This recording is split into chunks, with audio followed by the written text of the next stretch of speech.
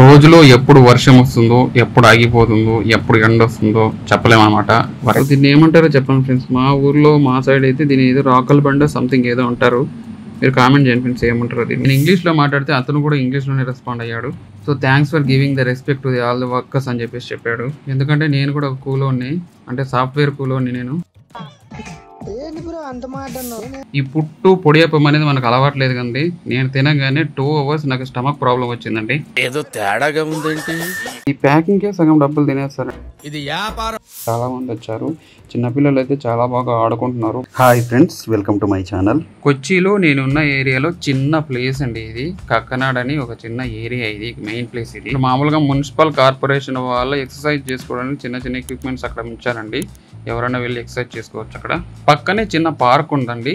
ఆ పార్క్ లో నేను వాకింగ్ చేయడానికి వెళ్ళానండి. అక్కడ గ్రాస్ కట్ చేస్తున్నారు చూడండి. దాని కూడా ఒక చిన్న మిషన్ ఉంది. ఆ మిషన్ తో కట్ చేస్తున్నారు వాళ్ళు ఎంత బాగా. ఈ పార్క్ అయితే చాలా పీస్ఫుల్ గా ఉందండి. చుట్టూరా చాలా బాగుంది. ఈ పార్కింగ్ చుట్టూరా ట్రాక్ ఉందండి. ఆ ట్రాక్ లో నేను నడుచుకుంటూ వచ్చానండి. ఇక్కడ చిన్నపిల్లలు ఆడుకోవడానికి కూడా చాలా బాగుంది ఇక్కడ ప్లేసు. అక్కడ చూడండి ముంగీసులు వెళ్తున్నాయి. చిన్న చిన్న ముంగీసులు. అక్కడ బహుశా పాములు ఉన్నాయేమో ఇక్కడ అనుకుంటాను. నేను అలా నడుచుకుంటూ వస్తూ ఉంటే రాళ్ళు ఎగురుతాయని చెప్పేసి ఒక అతను అక్కడ ఉన్న స్పీకరు ఆపమని చెప్పేశారు. ఆ మిషన్ భయ్యా ఫోన్ అని చెప్పేసి నేను పోయిన తర్వాతే దాన్ని ఆన్ చేయించాడు. నేను ఇంగ్లీష్ లో మాట్లాడితే అతను కూడా ఇంగ్లీష్ లోనే రెస్పాండ్ అయ్యాడు. So thanks for giving the respect to the all the workers అని చెప్పాడు. ఎందుకంటే నేను కూడా ఒక కూలోని, అంటే సాఫ్ట్వేర్ కూలోని. నేను అంటే సాఫ్ట్వేర్ ఇంజనీర్ అండి. సో మన సైడ్ ఎర్ర బస్సు అంటామండి. ఇక్కడ పచ్చ బస్సు అనేలేము. ఇది ఎర్ర బస్సు అండి. కేరళలో ఉండే ఎర్ర బస్సు.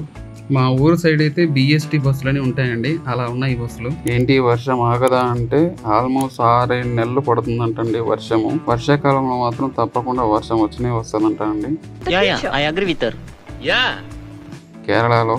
బట్ మన సైడ్ ఏంటి వర్షాకాలంలో కూడా అప్పుడప్పుడు వర్షాలు వస్తుంటాయి. వర్షాధార పంటల కోసం రైతులు వర్షం కోసం పడిగాపులు కాస్తుంటారు. ఇప్పుడు చూడండి గొడుగు మ్యాండేటరీ అందరికీను. సో ఇది గేటెడ్ కమ్యూనిటీ అపార్ట్మెంట్స్ అండి. ఇందులో అన్ని ఉంటాయి. ఇందులో రెంట్లు అన్ని కూడాను ముంబై, బెంగళూరులో ఉన్నటువంటి హై కాస్ట్లీ ఉంటాయి. ఇది లోయలో ఉన్నటువంటి ఒక చిన్న ప్రాంతము. ఇక్కడ కొంచెం అఫోర్డబుల్ మరియు అలా విధంగా కాస్ట్లీ ఉన్న ఏరియా. ఇక ఆఫ్టర్నూన్ పుట్టు పొడియప్పం అనే 2 కేరళ ఐటమ్స్ ని ఆర్డర్ పెట్టానండి. నాకు ఇవి 2 కొత్తగా అనిపించాయి. కొత్తగానే కాదు, అసలు డిఫరెంట్ టేస్ట్ అనిపించాయి. అసలు గమ్మత్ ఏంటంటే పుట్టు పొడియప్పం ఆర్డర్ పెడితే కర్రీ రాలేదు. నేను బయటికి వెళ్ళి కర్రీ మళ్ళీ సెపరేట్గా కొనుక్కొని రావాల్సి వచ్చిందండి. నేను వాళ్ళ కర్రీ పంపుతారనుకున్నా, కర్రీ అసలు పంపలేదండి. ఈ పుట్టు పొడియప్పం అనేది మనకు అలవాట్లేదు కండి. నేను తినగానే 2 hours నాకు స్టమక్ ప్రాబ్లం వచ్చిందండి. ఇదేం పుట్టు, ఇదేం పొడియప్పం రా నాయన అని అనుకున్నాను నేను చివరికి. అంటే ఇక్కడ ఉన్న కేరళ వాళ్ళకైతే అలవాటు అయిపోయింటుంది తిని చిన్నప్పటి నుంచి. మనకు అలవాట్లేదు కదండి. ఇక సాయంత్రం మళ్ళీ ఏదైనా వెరైటీగా తిందామని చెప్పేసి వచ్చేసి ఇక్కడ సీరియస్గా డిలే చేసాను కనిపించింది. ఇందులోకి వెళ్ళి ఏదో చాలా ఇంట్రెస్టింగ్ గా ఉందని చెప్పేసి ఏదైనా తిందామని చెప్పేసి వెళ్ళానండి.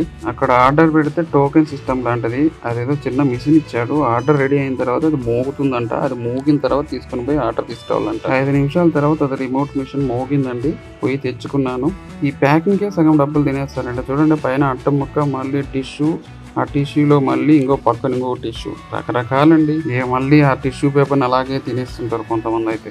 దీన్నే చికెన్ షవర్మా అంటారంట. బెంగళూరులో చాలా చోట్ల చూశాను, కానీ నేను ఎప్పుడూ తినలేదు. ఇక్కడ ట్రై చేశాను. టేస్ట్ ఓకే అండి, పర్వాలేదు. ఇక తిన్న తర్వాత అయితే లైట్గా నడుచుకుంటూ వచ్చాను. అక్కడ చాలా మంది జనాలు వచ్చారు. పొద్దున్నే చూపించాను చూసారా, అక్కడికి చాలా మంది వచ్చారు. చిన్నపిల్లలు అయితే చాలా బాగా ఆడుకుంటున్నారు. దాని పక్కనే ఐస్ క్రీమ్ బండి ఉందండి. పెద్దలు పిల్లలు ఐస్ క్రీమ్ తీసుకుంటున్నారు. నేను కూడా ఒక కోన్ తీసుకున్నానండి. కోన్ తీసుకొని తినుకుంటూ లోపలికి వెళ్ళానండి. ఆ పార్కులకి చెప్పాను కదా పక్కనే పార్క్ ఉందని చెప్పేసి. ఈ పార్క్ నైట్ టైం చాలా చాలా బిజీగా అయిపోయింది. చాలా మంది వస్తున్నారు. అందరూ లవర్స్, ఫ్రెండ్స్ అందరూ కూడా, లేడీస్, వర్కింగ్ ఉమెన్స్ అందరూ కూడా వచ్చేసి అక్కడ రిలాక్స్ అవుతున్నారు, వాకింగ్ చేస్తున్నారు. రకరకాలుగా చిన్నపిల్లలు అయితే ఆడుకుంటున్నారు. ఏరియా కూడా చాలా ప్లెజెంట్గా, పీస్ఫుల్గా ఉంది. నేను కూడా అలా వాకింగ్ చేసేసి వచ్చేసాను. మార్నింగ్ వచ్చినట్లు వాకింగ్ ఇప్పుడు కూడా వచ్చి చూశాను. ఇప్పుడంతా కూడా చాలా కూల్గా ఉంది. మార్నింగ్ అంతా వర్షం వచ్చింది కాబట్టి. ఇక్కడ వర్షాలు మాత్రం ఘోరంగా ఉంటాయి. రోజులో ఎప్పుడు వర్షం వస్తుందో, ఎప్పుడు ఆగిపోతుందో, ఎప్పుడు ఎండ వస్తుందో చెప్పలేమన్నమాట. వర్షాకాలంలో అయితే మరీ ఘోరంగా ఉంటుందంట. ఇక్కడ బయటకు వెళ్ళాలంటే గొడుగు అనేది మినిమం రిక్వైర్మెంట్ అనమాట. కేరళలో నైట్ లైఫ్ అయితే కొంచెం బాగానే ఉంటుందంట. బట్ కాకపోతే బెంగళూరు, హైదరాబాద్తో పోలిస్తే మాత్రం చాలా తక్కువ నైట్ లైఫ్ అనేది. ఇంకా బెంగళూరు అంటే తెలిసిందే కదా, పబ్ కల్చర్ ఎక్కువ. సో నేను అలా వాకింగ్ చేసేసి అలా వచ్చేసేసానండి. చాలా మంచిగా అనిపించింది. చాలా మంది వస్తున్నారు చూడండి. అప్పటికే 8:30 9:30 అవుతుంది. చాలా మంది వస్తున్నారు. అక్కడే బొమ్మలు కూడా ఉన్నాయి. ఆ బొమ్మలు చిన్నపిల్లలు తీసుకుంటున్నారు.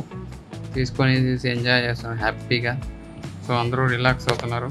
జనరల్గా ఇక్కడ చాలా మంది +2 అనేది మినిమం, ఖచ్చితంగా ఇంటర్మీడియట్ ఖచ్చితంగా చదువుకుంటారు. ఇక్కడ చూడండి వీళ్ళు ఫిషింగ్ చేస్తున్నారు. హంగర్ తీసుకొని వచ్చేసి వాళ్ళు ఫిషింగ్ చేస్తున్నారు.